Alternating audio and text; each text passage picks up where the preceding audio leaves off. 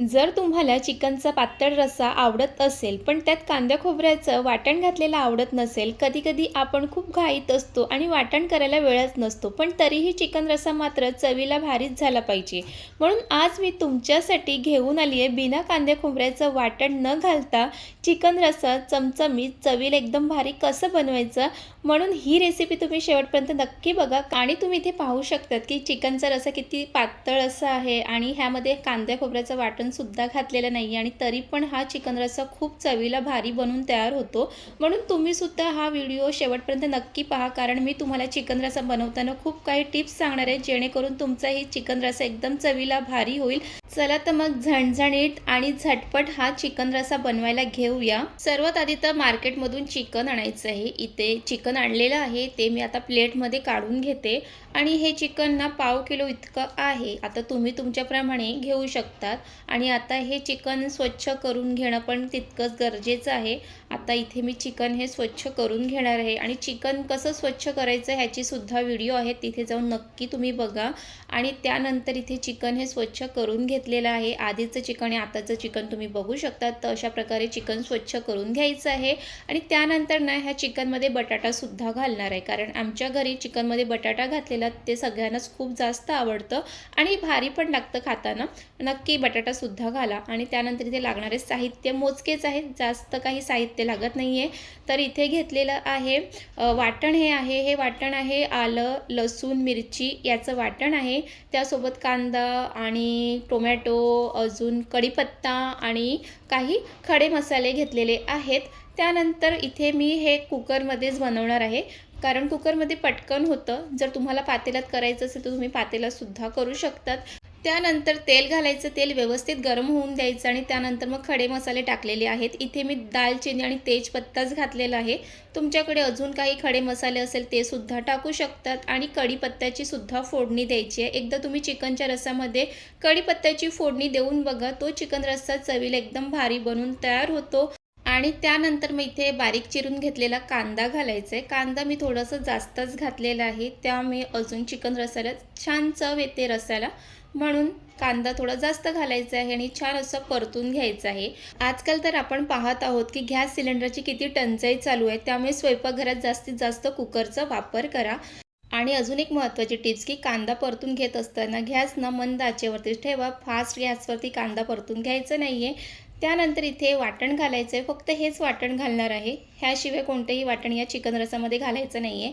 हे वाटण तर आलं, लसूण, मिरची याचंच हे वाटण आहे आणि ते सुद्धा मी खलबत्त्यामध्येच करून घेतलेलं आहे. जास्त बारीक करून घ्यायचं नाही आहे. इथे तुम्ही पाहिलं असेल की वाटण कसं असलं पाहिजे आणि त्यासोबतच इथे मस्त वाटणसुद्धा छान परतून घ्यायचं आहे. एका साईडला चिकन बटाटासुद्धा रेडी आहे, टोमॅटोसुद्धा आहेत आणि मसाल्याचा डब्बासुद्धा मी घेतलेला आहे आणि इथे वाटणसुद्धा छान परतून घ्यायचं आहे आणि त्यानंतर मग त्यामध्ये घरातले सगळे मसाले टाकून घ्यायचे, ज्याप्रमाणे त्यामध्ये चवीप्रमाणे मीठ, घरगुती मसाला, काश्मीरी मसाला थोडासा जास्तच घालायचा, म्हणजे चिकन रस्स्याला छान असा रंग येतो.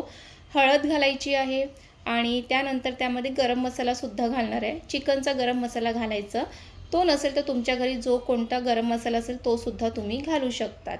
तर इथे मी चिकनचा गरम मसालाच घालणार आहे, इथे तुम्ही पाहू शकतात. आणि हा चिकन गरम मसाला तुम्हाला फोडणीला सुद्धा घालायचा आहे आणि शेवटी सुद्धा घालणार आहोत. आणि त्यानंतर इथे चिकन आणि बटाटा घालणार आहे आणि त्यासोबतच इथे ना भरपूर असं टोमॅटो घालायचं. टोमॅटो थोडासा चिकन रसामध्ये जास्तच घालायचा, कारण त्याचा आंबटपणा छान येतो चिकन रसाला. त्यानंतर हे सर्व टाकल्यानंतर छान असं मिक्स करून घ्यायचं आहे. तर इथे मी आता व्यवस्थित सगळं मिक्स करून घेणार आहे आणि हे लक्षात ठेवायचं आहे की जे काही मसाले टाकलेले आहेत ते जास्त भाजले गेले नाही पाहिजे, त्यामुळे गॅस बघायचं की मंद आचेवरतीच आहे की नाही.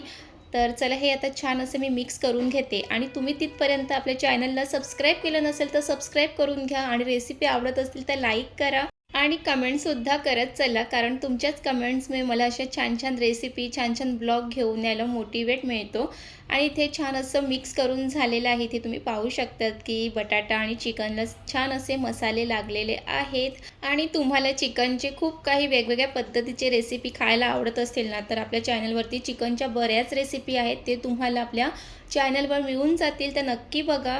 त्यानंतर इथे झाकण झाकून एक 5 मिनिटाची छान वाफ काढून घ्यायची आहे आणि त्याच झाकणावरती मी गरम पाणीसुद्धा ठेवलेलं आहे, कारण गरम पाणी करायला वेगळं काही पातेलं ठेवायचं नाही आहे, कारण आपल्याला गॅस जास्तीत जास्त वाचवायचं आहे। त्यामुळे त्याच झाकणावरती गरम पाणी ठेवायचं, म्हणजे गरम पाणी पण होतं आणि आपल्याला इथे चिकनला छान अशी वाफसुद्धा आलेली आहे। आणि यामध्ये आपण पाणी घातलेलं नाही आहे, तरी पण त्यामध्ये पाणी दिसतं, कारण चिकनचं सुद्धा पाणी उतरतो। आणि त्यानंतर छान असं मिक्स करून घ्यायचं आहे। आणि कधीही चिकन रस्सा बनवत असाल ना, तर पहिला तर 5-7 मिनिटाची एक छान वाफच काढून घ्यायची, त्यानंतर मग त्यामध्ये पाणी घालायचं आहे।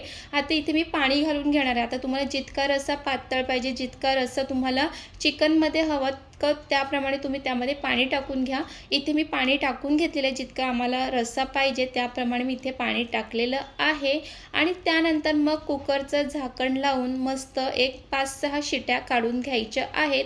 तर इथे आता 5-6 शिट्या काढून घेणार आहोत।